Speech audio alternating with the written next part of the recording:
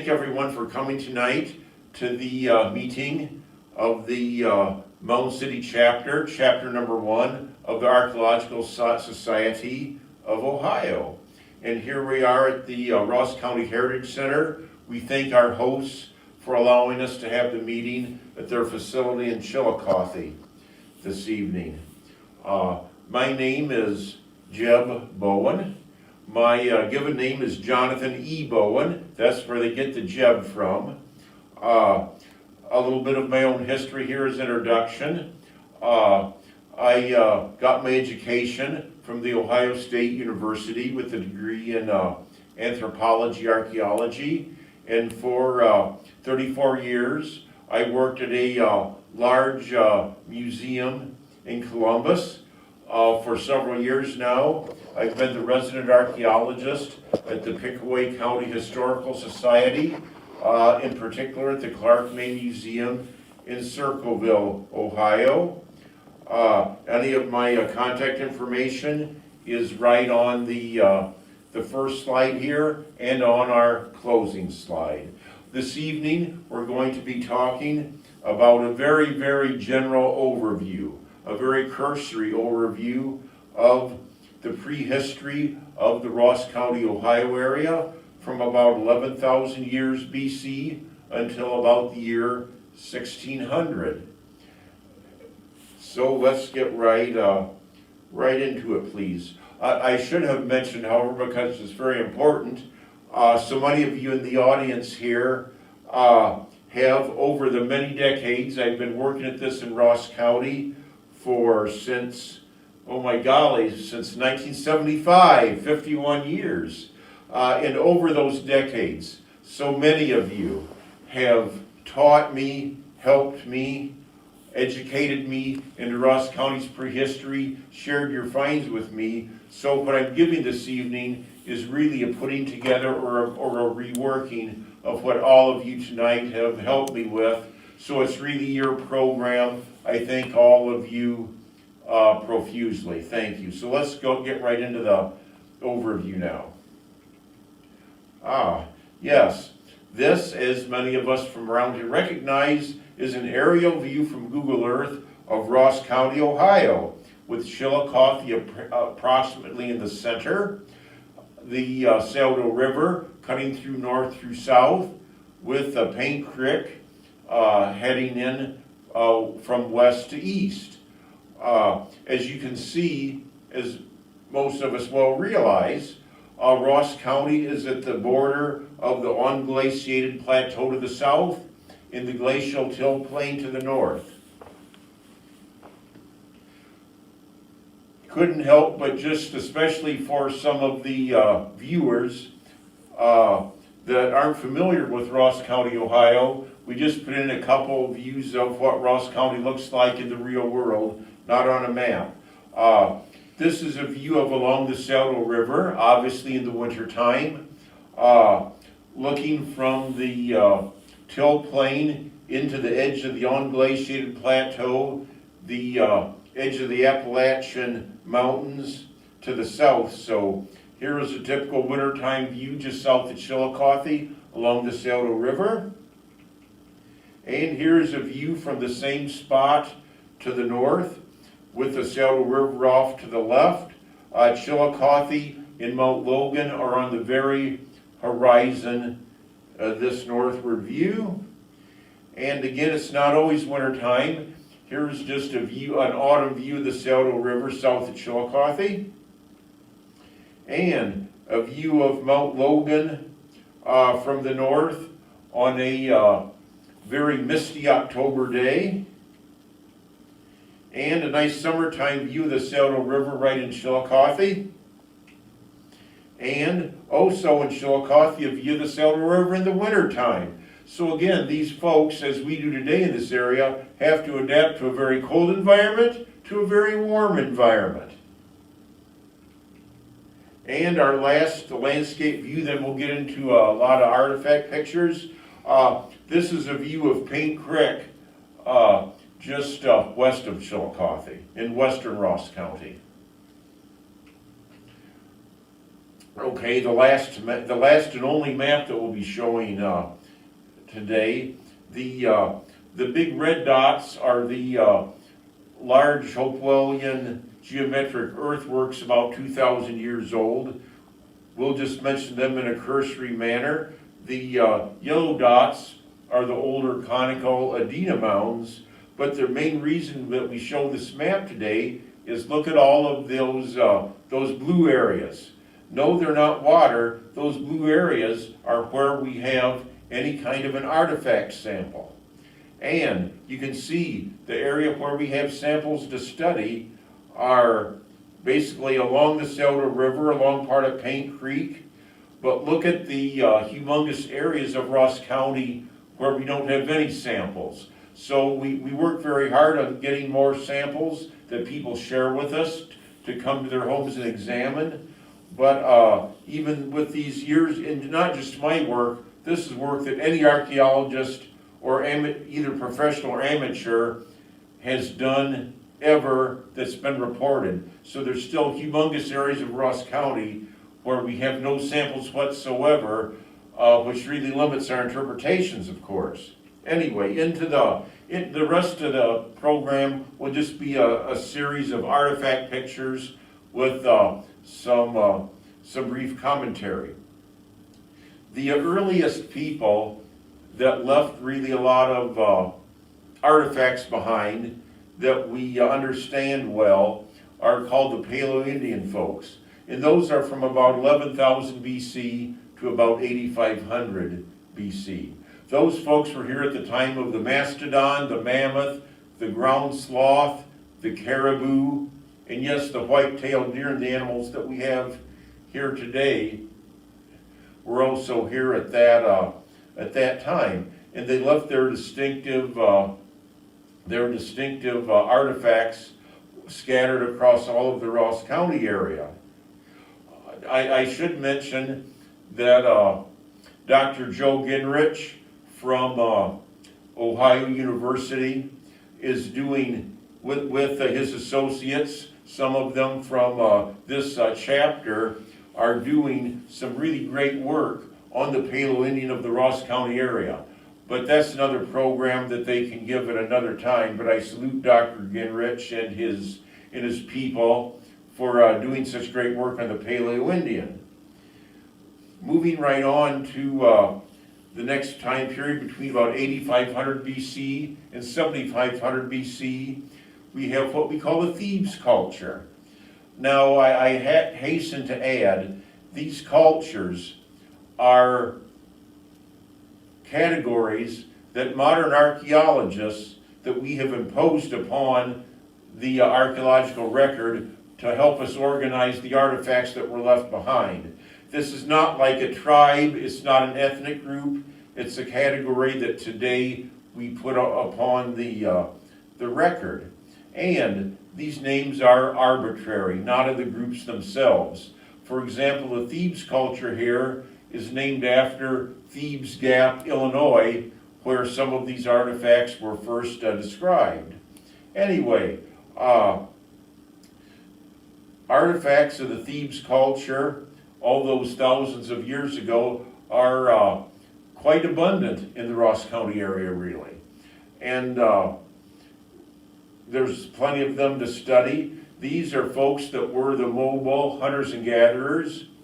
No agriculture yet, no bow and arrow yet, only the spears and the spear launcher, no pottery yet. So we really have a great deal to learn about them. Although we find a lot on the surface, there have been no excavations into Thebes culture sites in the Ross County area yet. About the same time, slightly later, from about 8,000 BC to about 7,000 BC, we have what we call the Kirk Culture. The Kirk Culture is named after the Kirk family from northern North Carolina. Again, where these things were first described and published on. Now we find points of the Kirk Culture all over the Ross County area, and they're commonly found. However, again, we've never had any excavation into a Kirk Culture site in the Ross County area, and outside of that they were mobile hunters and gatherers, we have a whole lot we need to learn about them. This point here was found by our Vice President, Rich Walker, just outside of Richmondale. I should mention that the reason that we're not telling who found all of these points is some people, like our Vice President Rich, he likes to, he shows artifacts in public and he doesn't mind publicizing. However, when I'm invited into someone's home to look at their artifacts, I'm always very careful to maintain their privacy, and I don't tell other people about what I've seen in anybody's home, because that would be just like saying, hey, guess who has a gun collection? Guess who has a coin collection? So if you're kind enough to invite me into your home to share what you found, you can be assured that your privacy is very strict, and anonymity are very strictly maintained unless you specifically direct otherwise. Anyway, moving right along, we have what we call the Bifurcate Culture. This isn't named after a person. This is named after the two, like Mickey Mouse or ears that come out of the base of these points. In other words, bifurcate, 2 points sticking out of the base. And these folks lived here, again, the hunters and gatherers, mobile, lived here from about 7,500 BC to about 6,500 BC. And the one on the right especially, look how that was really resharpened so intricately for some very special tool. That one was found just along the river by the Ross County Fairgrounds. Now you notice I'm not telling you much about these early cultures, except this is what their points look like. The reason being is we don't know much about them except what their points look like. So again, much more research is needed, and again, no site of the Bifurcate culture has ever been excavated in the Ross County area either. Excuse me. Now we have the Stanley Culture, not named after Stanley Auctions here. As you can see, it's spelled differently. Named after the Stanley family in northern North Carolina. And again, mobile hunters and gatherers from about 6,500 BC to about 5,000 BC.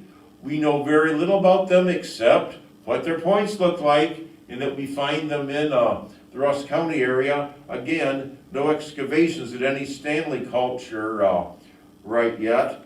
I can say that the big colorful point on the left was found by Harold, who's sitting right here, and who's going to be displaying his artifacts as he does every year at the Ross County Historical Society Archaeology Day that's held every spring. And also the middle point was Harold's, and Harold's property, his family's farm, is right across the Selva River from Chillicothe. And we thank Harold and everyone that shared. Moving right along, we finally come to the late Archaic cultures, about 5,000 BC to 1,500 BC. We finally know a little bit more about these people. These folks would live in larger, semi-permanent settlements in Ross County here. Besides the points, they developed the ground stone tool technology where they made axes, hatchets, grinding pestles, hammers, things like that. And this ancient axe, about 5,000 BC to 1,500 BC, was found out by Madisonville. This one, from the same time period, the late Archaic culture, was found by the town of Plano in the northwestern edge of Ross County. And you'll notice how that bit has been ground away almost to nothing. This axe, the bit has been sharpened away so it almost doesn't exist anymore, and this axe was worn out.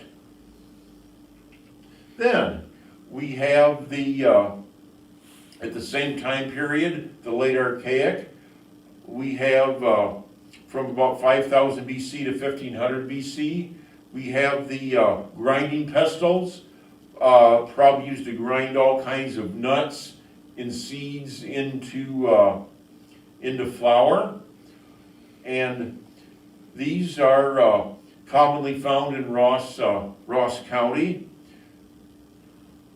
And again, the late Archaic cultures, about 5000 to 1500 BC, we have ornamental or symbolic type things in stone for the first time. These things are called banner stones. This one is from Frankfurt. We know that they're delicate. We know that they have holes drilled longitudinally for them. Some of them may or may not have been weights for the spear throwers, but they're highly variable, highly symbolic, very delicate. So we're getting into decorative and symbolic stone tool work here, emblems. I guess that's why we call them banner stones. However, still, we have no late Archaic culture site from this time period, except very, very minimal and limited, that has ever been excavated in Ross County yet either. So again, much to learn. And here are some of the late Archaic stone points. You can see, again, we're about 5000 to 1500 BC. They had what they called the side-notched hafting tradition. They had the corner-notched hafting tradition. And here are some scrapers made out of the corner-notched points. And then, at the same time, 5000 to 1500 BC, they had the stem point hafting tradition. Now, various questions here. Are those hafting traditions different ethnic groups, different peoples, different cultures? Or are they simply different functional tool types that are hafted differently from the very same people? The answer is probably a combination of all of the above. We don't know. These stem points, and as well as these, are from the Cedar Bank along the Saldo River, just north of Chillicothe, just across Route 23 from the big Adena Hospital complex.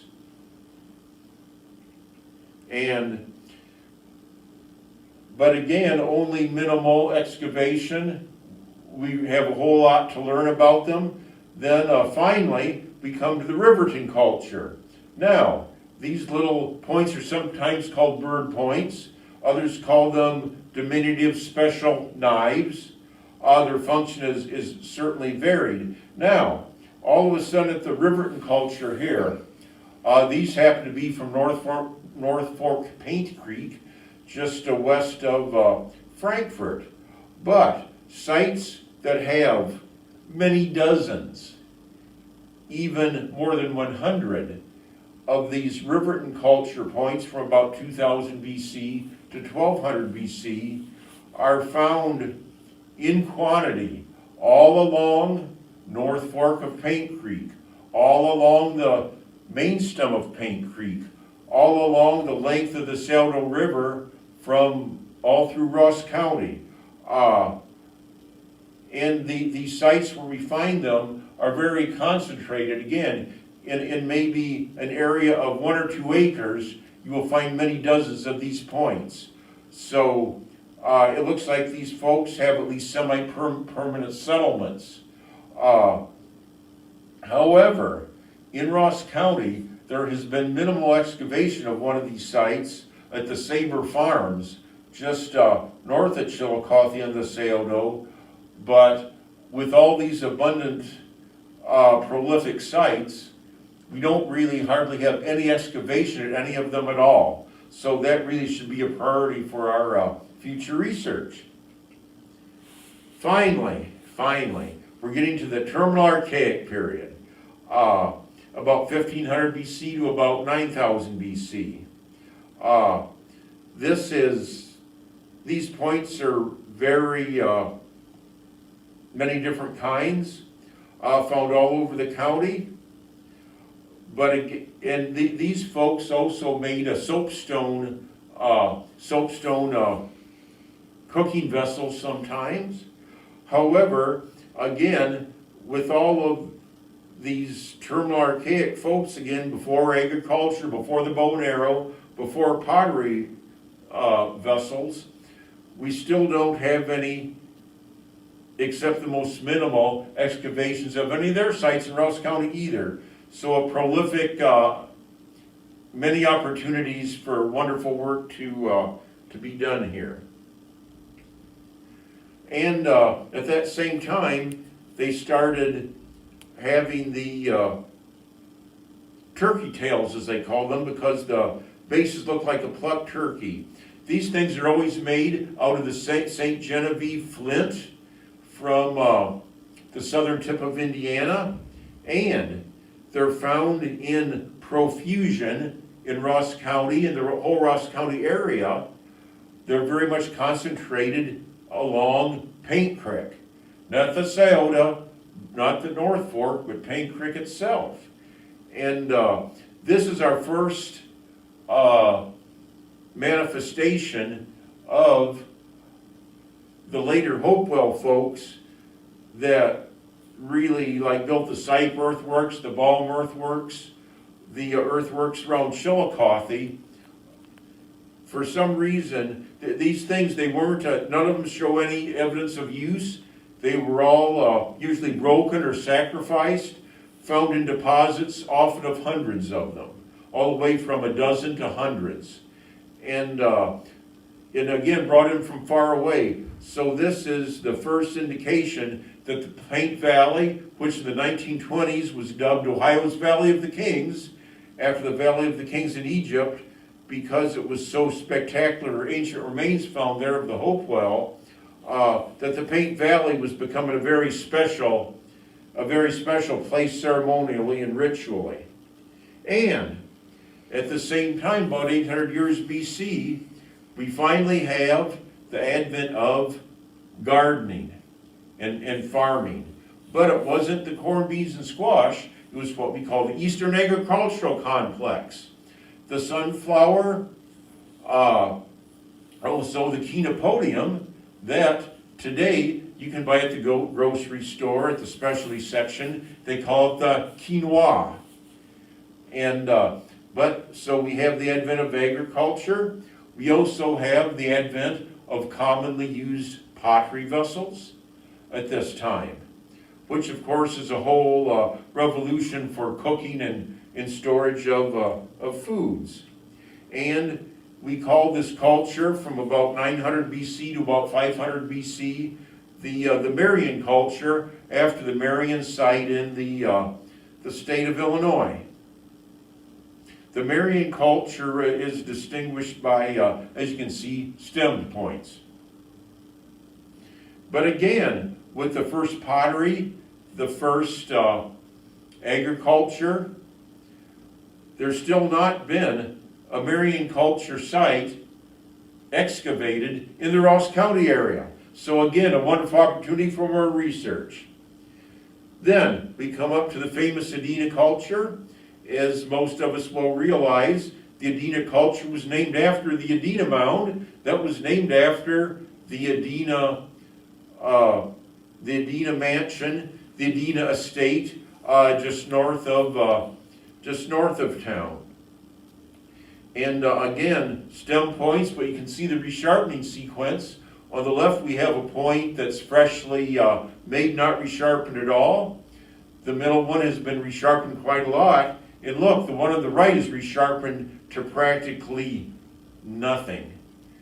Now, many Adena mounds have been excavated. The original Adena mound that the culture is named after in the Ross County area, still, we've never had, except in a very, very, very minimal way, the excavation of any Adena settlement or living site in the Ross County area yet either.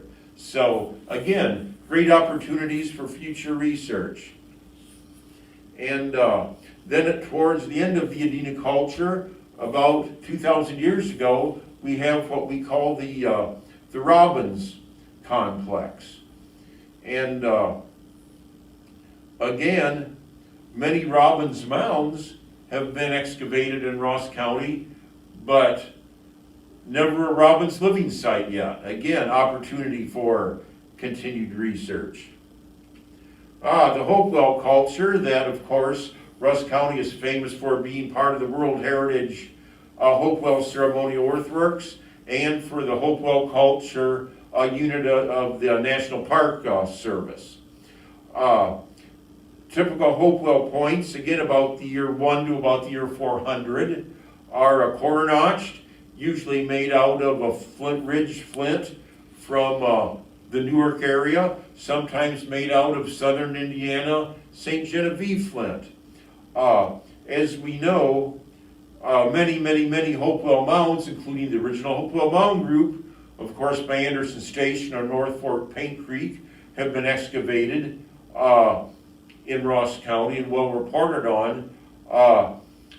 But even so, there's been several excavations of Hopewell living sites in the Ross County area, but yet only really 1 or 2 Hopewell houses have ever been excavated. So again, we need much more excavation into the Hopewell living sites. And again, the Hopewell culture, one of their hallmarks about 1,600 years ago is the core and bladelet technology. And this photograph shows, this map shows the trail of these bladelet production sites from Flint Ridge to the Circleville, Chillicothe area. Those, that light colored line that forks, that's some of the ancient trails that they followed from Flint Ridge to the Saddle River. One of them is Route 188, one of them is Route 159 today. And that solid yellow line is the hypothesized grade Hopewell Road that Dr. Brad Lepper has been studying for some decades now, that might be somewhat of a ritual pathway from Newark to Chillicothe. But you can see the trail of those bladelet production sites really does follow those trails. Okay, after the Hopewell culture, we have what we call the late Woodland, from about the year 400 to about the year 1100. And from left to right, we have 3 time periods within it. We have the Chesser period, about the year 500. We have the Jack's Reef, or intrusive mound period, from about the year 700. And we have the side-notched, raccoon-notched time period, about the year 1000. Now, from the Chesser time, we're a lot better off in terms of excavation. There have been Chesser period, about 1,500-year-old settlements excavated at the Harness 28 site, south of Chillicothe and the Saddle River, and at the Brewer and Brewer gravel pit that's now on the Saddle River, about at Route 35, in the old gravel pit that would be next to where the Baptist Church is, south of Mound City now. And so those sites, so we do know a good bit more about those Chesser period people. They lived just like the Hopewell, except they didn't build the mounds anymore. But again, we're still before the bow and arrow. But they did have the Eastern Agricultural Complex. Then we're into the Jack's Reef intrusive mound period. One of those sites has been excavated at the C+ site on the Harness Farm south of Chillicothe, and on the Hopeton Terrace just north of Chillicothe. And they're often called intrusive mound because some of their burials were placed in the older mound at one of the older mounds at Mound City. They're also called Jack's Reef points after Jack's Reef in New York on the Onondaga, on this, I think the Seneca River, where they were first described. For years, I mean, everybody talks about the Jack's Reef culture, but I kept asking, who's Jack? Who is Jack that this culture is named after? And I asked people in New York, they says, well, we don't know it, but it's the name of our town. They said, but there, it means like Jack's Riffle on the river at the Finger Lakes. So finally, an older fellow from Jack's Reef wrote to me on Facebook and said, I know the story. They said, back in the mid-1800s, there was an elderly African-American gentleman that lived in a small cabin at that reef, at that riffle on the river at the Finger Lakes, and he made his living catching and selling fish. And when a little town grew up there, they called it Jack's Reef. So our culture is named after an elderly African-American gentleman in the Finger Lakes that sold fish. So even though he never knew it in life because the culture wasn't named till after that, at least bless him, he got a culture named after him. His last name is unknown, but at that time he might not even have had a surname, really. But his name lives on. Now, the year 1000, to the right, the last late Woodland, much was going on. These are arrow points. The Bowen arrow came to this area. But our analyses of human remains from about the year 1000, corn was being grown in other parts of Ohio. Stable carbon isotopes of human bones from Ross County from this period suggest that corn wasn't being really eaten much here yet at that time. So it looks like this stretch of the Saddle Valley might have been one of the last places in Ohio where corn agriculture was adopted in a big way. Some have hypothesized the reason might be because the area was so rich in other foods that it really wasn't needed, but again, that needs a whole lot more research. But so this is the time that corn is being adopted, but corn was adopted around here apparently later on than in many parts of Ohio. And again, okay, this is a picture of corn. Yes, corn. And the gentleman to the left, this is the Blain village site, which is now at the Route 50 Eastern Avenue bypass interchange. The fellow this is the Blain Fort Ancient village site, about 800 years old, still growing corn there. This picture is about 1965 when Olaf Proofer and Bud Shane were excavating that before the interchange was built. And the fellow on the left is Clarence Blain, who owns the site. The man on the right is his neighbor, L.V. McGraw, Mr. Ross County Archaeology, who was also personally a big-time, benefactor of mine. And I likely wouldn't be standing here today giving this program if it weren't for L.V.'s help and support. And but L.V.'s been gone now for 26 years. Anyway, the Fort Ancient culture. The main Fort Ancient village, these people are corn-growing, pottery-using, bow and arrow-using villagers living in, compact villages of maybe a couple hundred people. One of the main villages was like the one from the pottery here, is at Bourneville, on Paint Creek at Bourneville. There was another smaller one up Paint Creek a little bit further, just at the eastern edge of Bainbridge. Also one down at Higbee, along this out in southern Ross County. Also one again, at the mouth of Paint Creek, the Blain village site at the mouth of Paint Creek. Also two near the Ross County Fairgrounds on each side of the river. There was the Kramer village site on the fairground side. On the Route 23 site was the Gartner village site. All have been extensively excavated. So in terms of settlement excavation, although we always need more, we've had over the years, extensive excavations into the Baum Culture, Fort Ancient village sites that are pretty much all along Paint Creek and the Saldo River in Ross County. Almost to the end of the program. And here's a couple of the Baum Culture arrow points.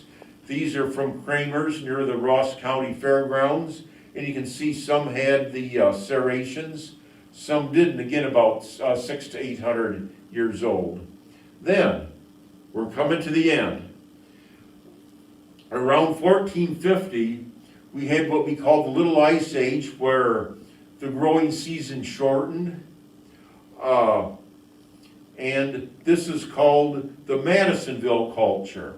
After the Madisonville site, near the mouth of the Little Miami River at the western edge of the Cincinnati suburbs. It's from about the year 1450 to about the year 1650. Settlements became larger, but much less widely distributed in Madisonville times.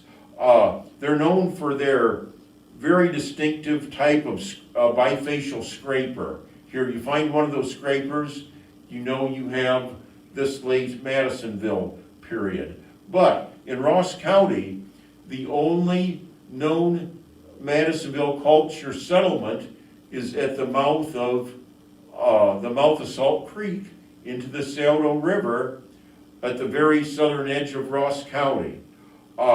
We find their scrapers like at maybe hunting camps throughout the rest, but they got way less, way fewer settlements, and their settlements were pretty much from the mouth of Paint Creek and then down the Saldo to Portsmouth. But the middle and upper Saldo drainages, settlements were no longer maintained, and now the settlement has been excavated, the one at the mouth of Salt Creek. But then, now, we end in 1600. After about the year 1600, the people that lived in Ohio, they basically left. Might have been a multitude of reasons. It could have, now in 1540, the Soto excavation expedition, the Spanish came as far north as Tennessee. Smallpox and things were introduced. There could have been, plagues throughout the area. Also, the first trading posts were being established on the Chesapeake Bay and in the Great Lakes. The folks could have lived to be near the trading centers, basically for business reasons, or a combination of those things. However, for whatever reason, after about the year 1625 until about the year 1725 or 1730, Ohio was devoid of people living in Ohio all the time. It was devoid of human settlements. And then after, in about the 1730s, some Shawnee people, some Delaware people moved into the state. It's extremely hard to connect any historic period, ethnic group, tribe, as you might want to call them, to any ancient group. And there's all kinds of hypotheses. So one cannot really, with any degree of confidence, in my opinion, say the ancestor of whatever historical period tribe is this archaeological culture. it's, I mean, human groups are fluid, and the stones don't, they tell us a lot, but we can't hear what language they're speaking, and very hard to say. Now, last slide. Again, there's my contact information on the slide. If you want to learn any more about any of this, feel free to contact me. I would be delighted, and I'm sure I could learn from many of you viewers as well. I'm sure you have much to teach me. And in closing here, I want to mention this program has been about the ancient peoples before 1600 in Ross County. However, archaeology does not equal the studies of ancient Native American cultures. That's part of it. Archaeology studies all of human culture. And I'm just as interested, for example, in studying, let's say, how people lived in the 1930s up Snake Hollow as I am in studying the Hopewell Mounds or any other place in the Ross County area. I mean, that's a whole other program, so we won't inflict it with you this evening. But Ross County is also a very fertile field for studying the archaeology of the human groups that moved back in the 1730s up until the present day. And those are also archaeology, and myself, I'm also intensely interested in those. Anyway, I've talked long enough. I thank our hosts, the Ross County Historical Society this evening. I thank all of you in the Mound City chapter for attending this evening, and thank you, and have a good evening, everybody.